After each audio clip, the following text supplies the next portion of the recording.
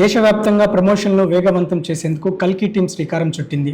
ఇందుకోసం ఎల్ఈడి స్క్రీన్లు ఏర్పాటు చేసిన వాహనాలను ఎంచుకుంది. దీనికి సంబంధించిన వీడియోను కల్కి టీం పంచుకుంది.